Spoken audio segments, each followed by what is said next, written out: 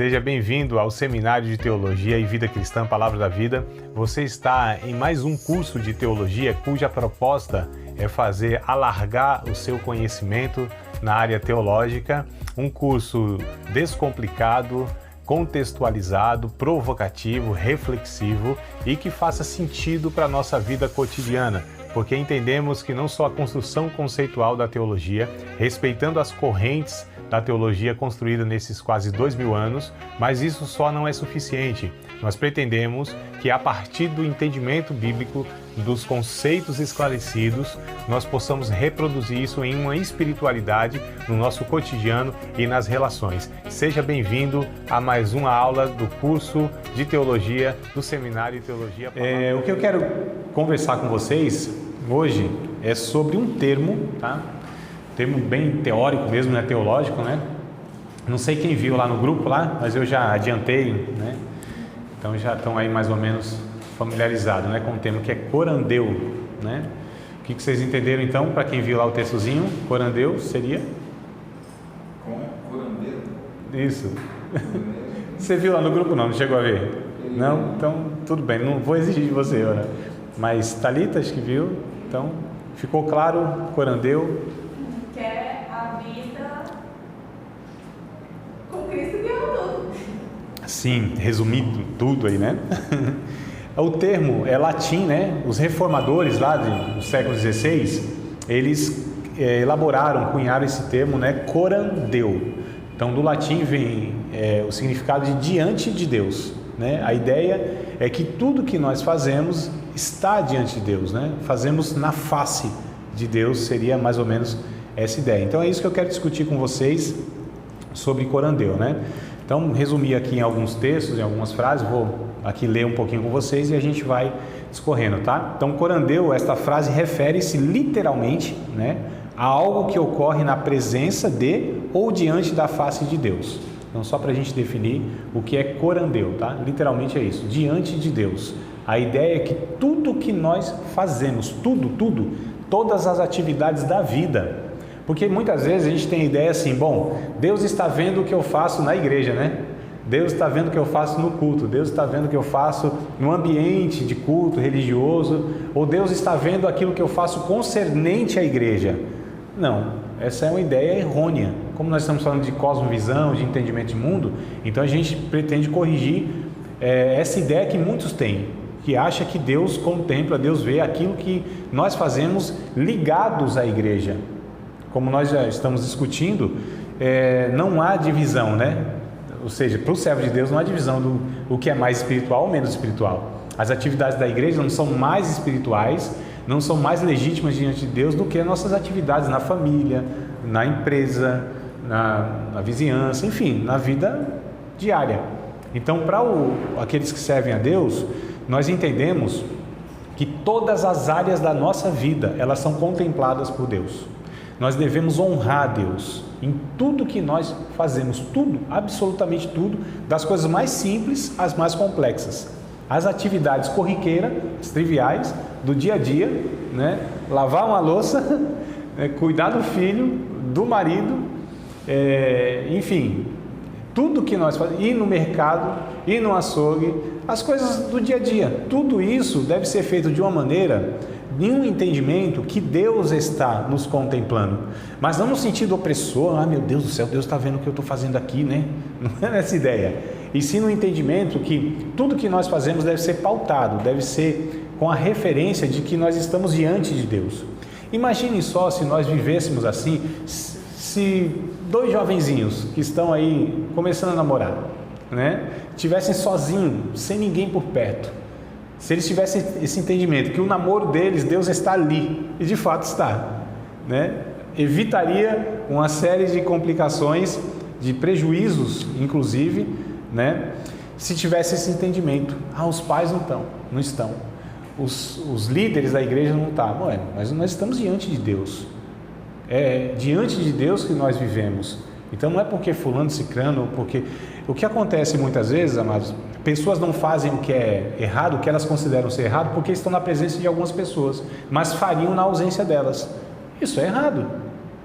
Porque se nós temos um entendimento que Deus não se agrada de tal coisa, porque o que refreia a gente não fazer são pessoas A ou B, e não essa consciência de que Deus que está diante de nós. Perceba que muitas vezes a gente vai caindo, né, nessa armadilha que a religião ela ensina para nós, que há lugares que você tem que ter mais vigilância e outros lugares nem tanto.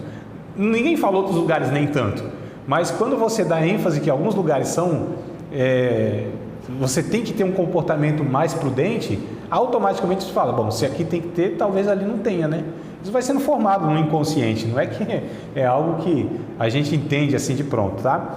Então, viver corandeu, né? Ou seja, nesse entendimento, nesse conceito, diante de Deus, é viver a vida inteira na presença de Deus, sob a autoridade de Deus, para a glória de Deus. Estar ciente da presença de Deus e também ser agudamente consciente de sua soberania em todas as esferas da vida. Como nós falamos em outra área, Deus não só deve ser soberano nas nossas vidas, em algumas esferas da vida. Algumas esferas da vida vocês podem identificar, lembrar do que eu já falei, pelo menos 3. Eu só falei de 3, né? Secretarial, igreja e familiar. Você está perguntando ou respondendo? Está afirmando, né? Tá bom. Então, esferas. O que são as esferas da vida? Onde nós atuamos, né? Onde nós convivemos. Então, igreja é uma esfera da nossa vida, né? Ali nós temos um grupo de pessoas, ali nós temos funções. Então, você tem a igreja, né? Que nós consideramos uma vida de exercício mais espiritual, que também é um entendimento equivocado, mas enfim, vamos lá. Então, igreja é uma esfera da vida. A outra esfera é a família, né, dentro do lar e tal, e outra social, trabalho. Então, no mínimo você tem 3 aqui. Social você pode até incluir o trabalho, a faculdade, a escola, enfim, mas são esferas distintas da vida. Só que o que nós estamos abordando é o seguinte: essas esferas da vida, elas devem ser vividas, todas elas pautadas com os mesmos valores. Então, eu não posso, por exemplo, ser uma pessoa numa sala de aula aqui de teologia com os irmãos, ter um comportamento, e dentro da minha casa ter outro comportamento, ter outra ética, outro palavreado, né? Outros valores. Eu não posso, porque estou aqui no ambiente com vocês, tratar minha esposa de uma forma e dentro de casa de outra forma. Os meus filhos também. Eu não posso na igreja me comportar de tal maneira, né, que ali eu tenha os parâmetros, os valores do reino, e lá na empresa, na faculdade, eu ter outro comportamento, outros valores. Então isso é uma incoerência. Isso não é bíblico, não é a proposta bíblica. Isso está equivocadamente, né? A gente está criando muitas vezes essa possibilidade de eu ter compartimentos da minha vida que eu posso viver de uma forma aqui, de uma forma e de outra forma aqui. Isso que a gente precisa trabalhar muito bem na nossa vida, porque senão a gente vai ter uma vida fragmentada, uma vida inconsistente, uma vida que não agrada a Deus, porque nós servimos a Deus não é dentro das igrejas, irmãos. A igreja é mais um local, é mais um aspecto, é apenas mais um aspecto da nossa espiritualidade, tá certo? É por isso que muitas vezes a gente vê pessoas que elas se declaram servos de Deus, mas quando elas atuam fora da igreja, a gente percebe que não tem uma conduta, né, como deveria ter. Por que isso? Talvez não seja porque a gente não trabalhou, né, essa consciência de que quem está lá pode ser um enfermeiro, pode ser um advogado, pode ser um político. Se ele tem a consciência de que ele está fazendo aquilo e aquilo deve resultar em bom testemunho, então, independente se ele está no púlpito ou se ele está no escritório, ele vai ter o mesmo comportamento, vai honrar a Deus, não vai negociar os seus valores, vai ter um comportamento ético. Um policial, por exemplo, né, que eu já dei aqui também um exemplo, que a própria Bíblia traz, né, quando for até João Batista, e aí João Batista disse: não, segue aí a tua vida como o soldado romano, como um PM de Jeová, e não defraude ninguém, não aceite o suborno, se contente com o seu salário, né? Parece que já havia propina então naquela época, né? E não use da sua autoridade para oprimir nem maltratar ninguém. Então olha que coisa interessante. Isso é um comportamento, né, de um servo de Deus. Então a gente entende por aí, tá? E o que envolve isso? Reconhecer que não há objetivo mais elevado do que oferecer honra a Deus, né? Das nossas vidas. E as nossas vidas devem ser sacrifício vivo. Romanos capítulo 12, a gente já leu esse texto, mas vamos lá de novo nele. Romanos capítulo 12. Então, nossas vidas devem ser sacrifício vivos, né? Oblações oferecidas. Vocês já ouviram essa palavra oblação na Bíblia, né? Oblações, você sabe o que significa isso, não? Oblações, sacrifício de libação, sacrifício de oblação. É um termo mais no Antigo Testamento, né? No Novo lá também tem Hebreus e tal. 2 Timóteo também, Paulo vai dizendo, né?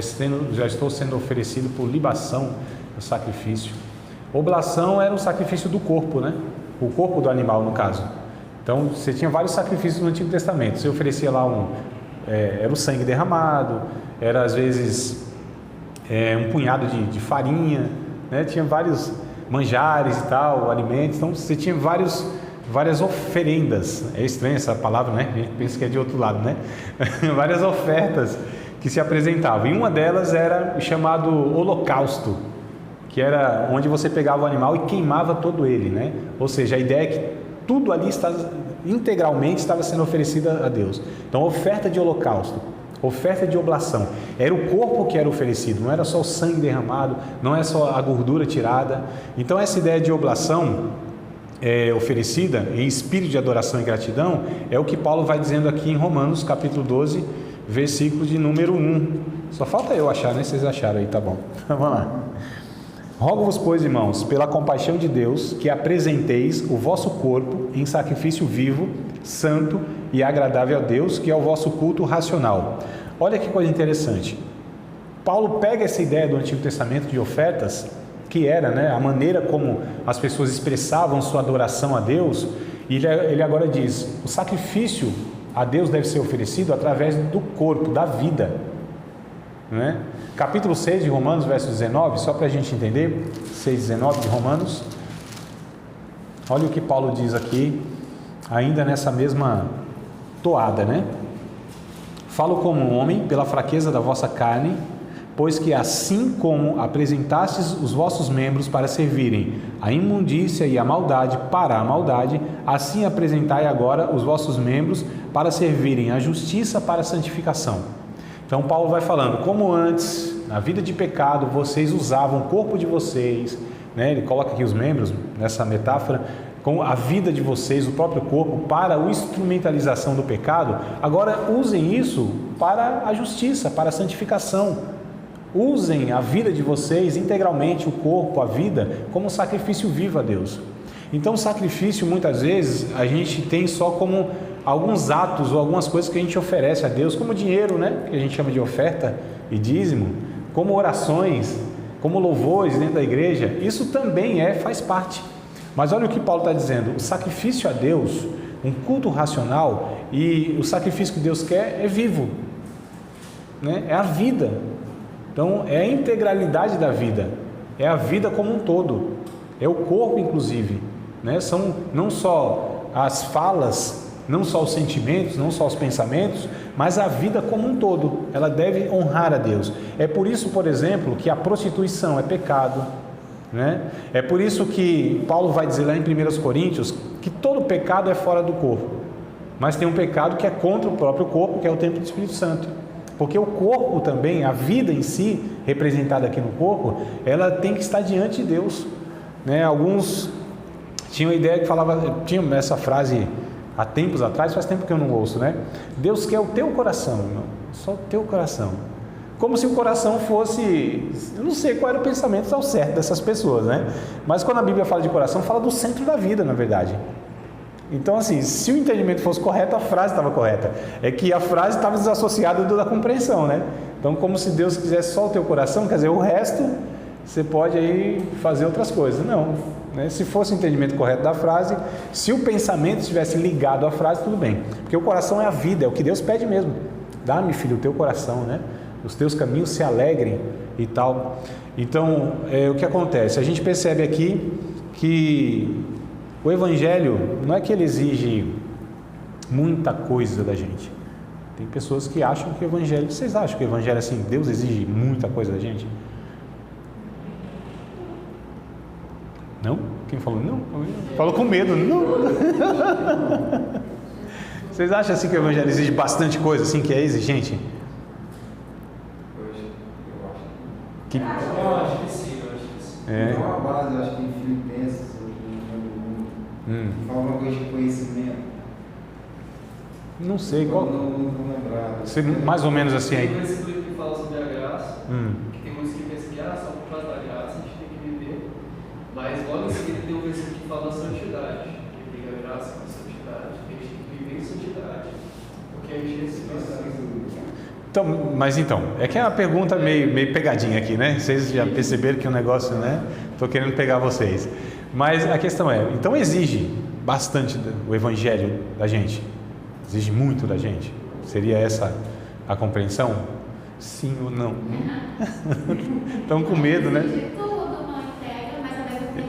Oh meu Deus, eu não falo aqui, eu estou entendendo. Eu não vejo a boca.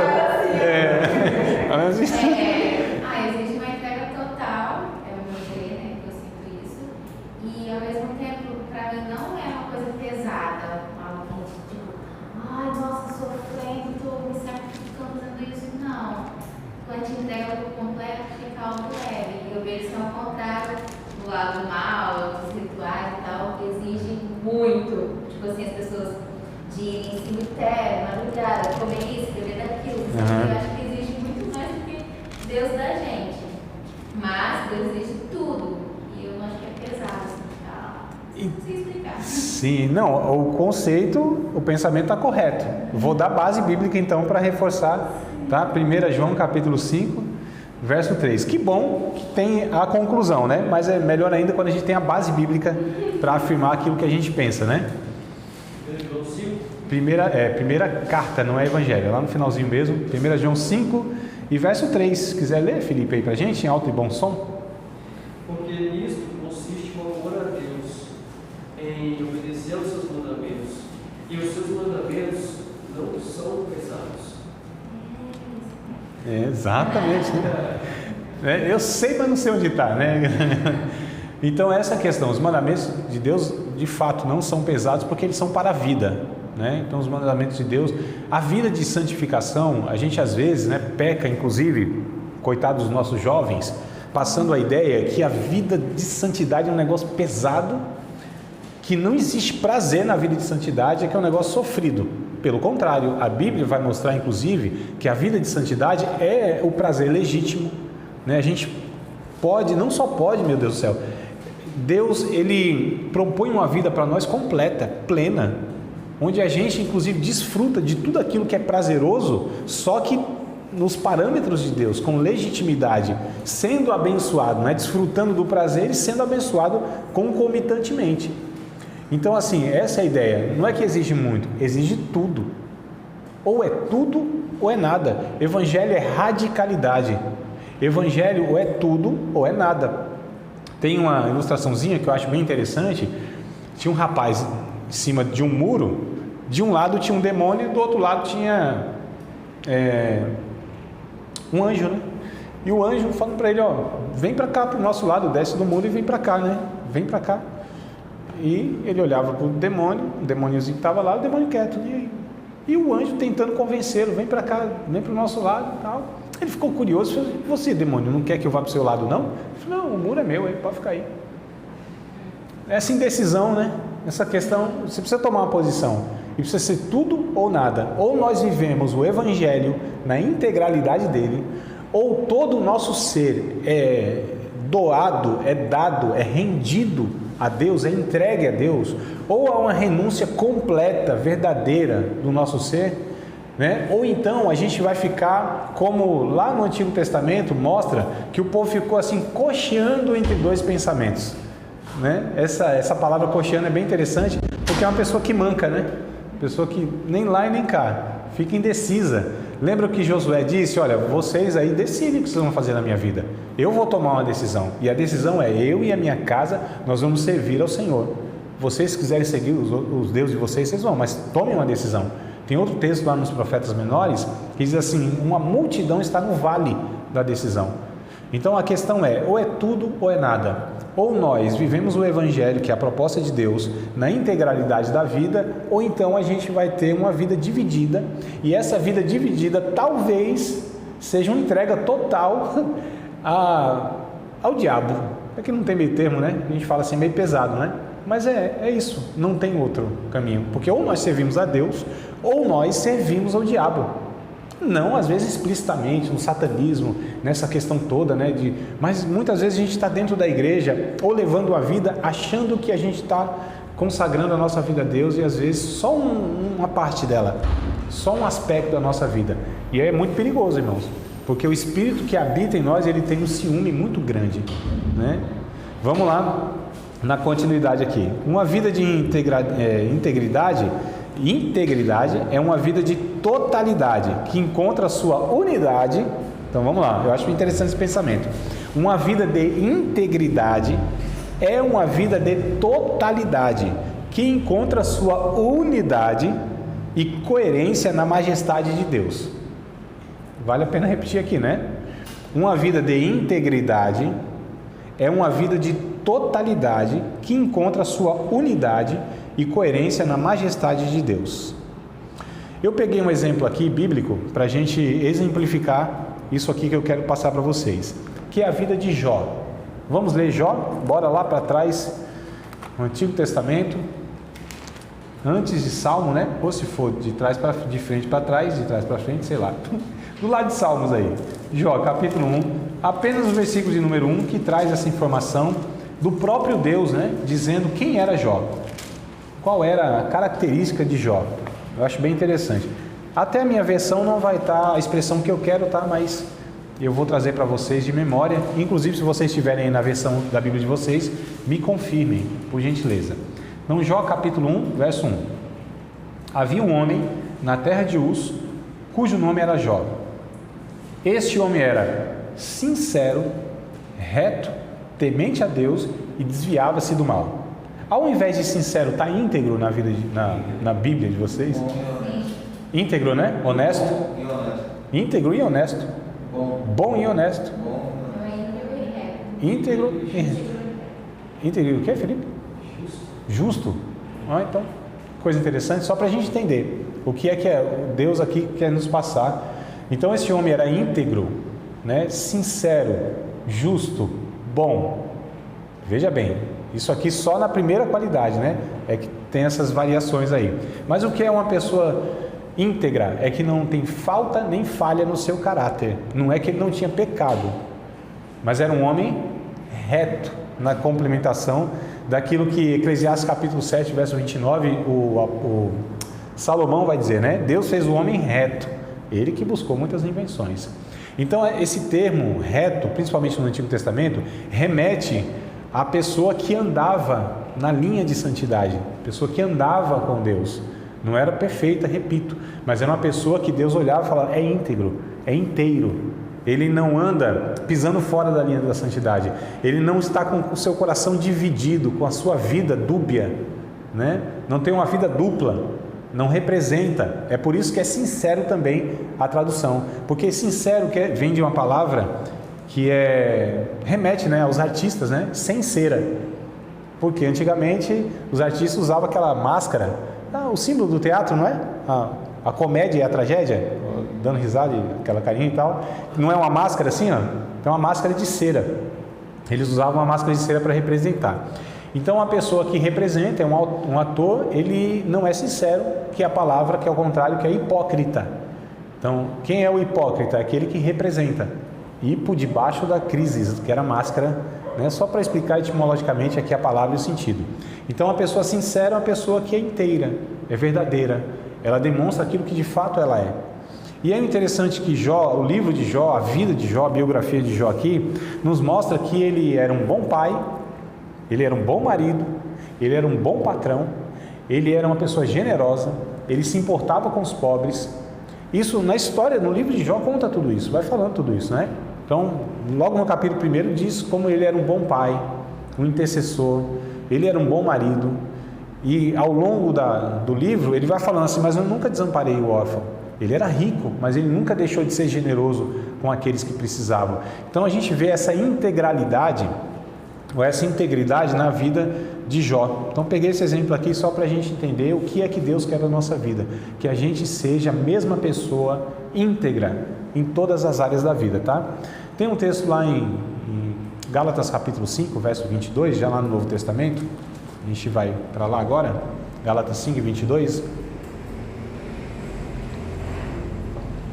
Essa ideia de fragmentação, de divisão, ela é fruto do pecado, fruto das religiões, fruto do resultado de má teologia, tá certo? É um conceito humano. Tudo o que divide não vem de Deus, tudo, irmãos, tudo. É por isso que nós temos na nossa sociedade hoje a tentativa de polarizar tudo, de dividir tudo em grupo. Não vai dar conta das nossas leis daqui a pouco, porque você defende um grupo em detrimento do outro. Como que a gente vai chegar nessa individualidade das coisas? Ou é um coletivo, ou é um todo, ou fica difícil da gente viver, né? Como Deus propõe para a gente viver. Por exemplo, nós manifestamos, antes que a gente leia Gálatas, nós manifestamos nos nossos movimentos evangélicos no Brasil aquilo, nós deixamos de manifestar no nosso movimento evangélico no Brasil aquilo que deveria ser a nossa maior característica. Qual deveria ser a nossa maior característica como povo de Deus? O que vocês entendem? Assim, olhar para nós assim, povo que não entende nada de evangelho, nada, mas olhar para nós assim e falar, opa, esse povo aqui, acho que é diferente, esse povo é de Deus. Não são os dons espirituais, né, irmão? Não é a ortodoxia do que a gente prega, não é porque nós não temos imagem nas paredes das nossas igrejas. Não, sim, aí é mais um caráter individual, né? No caráter do indivíduo. Eu digo na coletividade, assim. Tem um texto lá em João 13:35, vai mostrar para nós lá o que deveria ser a característica nossa, principal. João 13, verso 35, Jesus disse: nisto conhecereis que vocês são os meus discípulos. Nisto, olha só, se vocês amar uns aos outros.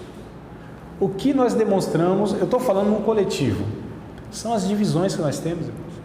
Não é isso que parece que caracteriza o movimento evangélico no Brasil, as divisões? Todos nós não acreditamos na mesma coisa, no mesmo Cristo, na mesma palavra, não temos o mesmo Espírito, não fomos salvos por uma mesma obra, ou por uma única obra na cruz do Calvário, não temos o mesmo Pai, não chamamos todos Deus de Pai. Nós não deveríamos chamar todos nós de irmãos e sermos na prática? Olha a coxa de retalho, as divisões que nós temos. Nós dentro da nossa casa, digo casa religiosa, a gente demonstra aquilo que deveria repudiar, que é a divisão.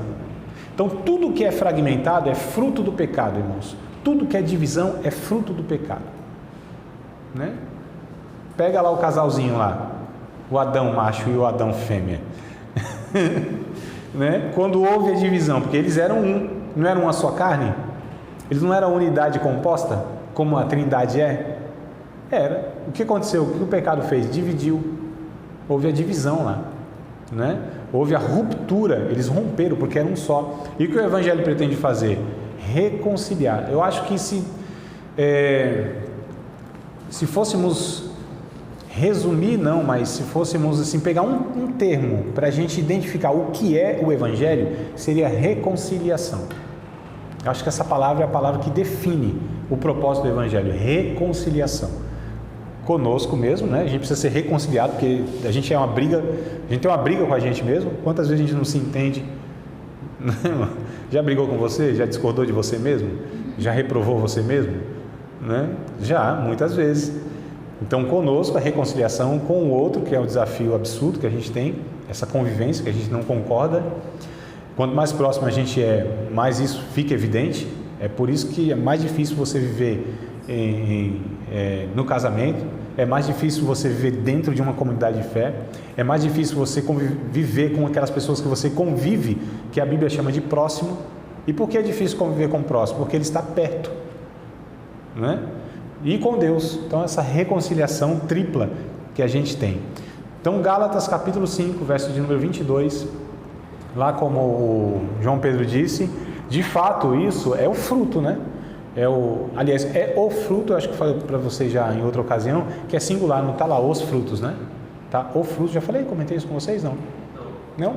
Então observem aí, porque muitas vezes a gente reproduz isso errado. Não está escrito os frutos do Espírito, e sim o fruto, é singular, não é plural.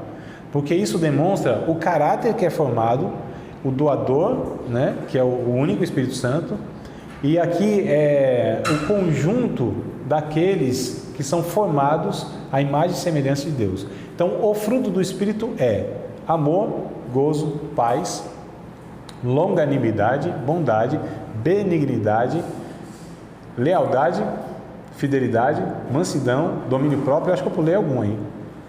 São 9. Paz. Amor, gozo e paz. Vamos lá, tudo bem. Paciência. Paciência. Amabilidade. Amabilidade. Essa versão aí vai me confundir, porque eu tenho gravado outra coisa na cabeça. É que vocês têm na memória de vocês essa versão, né? Mansidão, domínio próprio, né? Ou temperança, dependendo.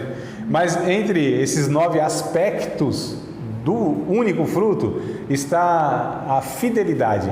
Às vezes está fé, né? Dependendo da versão está fé. Mas outras está fidelidade. Eu acho que a fidelidade expressa um pouco mais, pelo menos para a gente. Na língua original, tanto faz. Então, para os gregos, né, fé e fidelidade, elas não podiam ser separadas.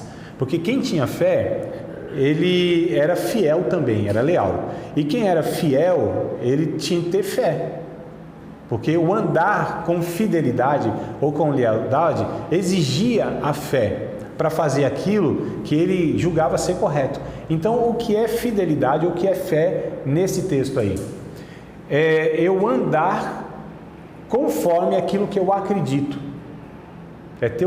Não é acreditar nos mistérios de Deus, no poder de Deus, não é acreditar na mensagem do Evangelho que me salva. A fé nesse texto não está ligada a essas compreensões. A gente tem fé, a palavra fé ela tem outros significados, né, nos textos bíblicos, mas aí especificamente é essa. É a fidelidade, ou seja, eu ter uma vida íntegra. Por que eu faço isso? Porque alguém está me vendo? Porque eu quero algum benefício? Porque isso aqui vai me trazer algum prejuízo? Não, é porque eu acredito que é assim que Deus quer que eu viva. Eu acredito que isso aqui é o que condiz com aquilo que eu acredito, né? Então eu sou o quê? Coerente nisso. Aqui é uma totalidade, que é o que nós lemos aqui. Essa vida de integridade é uma vida de totalidade e é uma vida que encontra a sua unidade. Então nós somos um só. Percebe, amados, como essa fragmentação e essas divisões que nós fazemos, elas são prejudiciais, porque isso vai diluindo, na verdade, o que o Evangelho pretende fazer em nós, que é formar uma unidade em nós, né? Então, bora lá. Uma vida fragmentada é uma vida de desintegração. É marcado pela inconsistência, desarmonia, confusão, conflito, contradições e caos.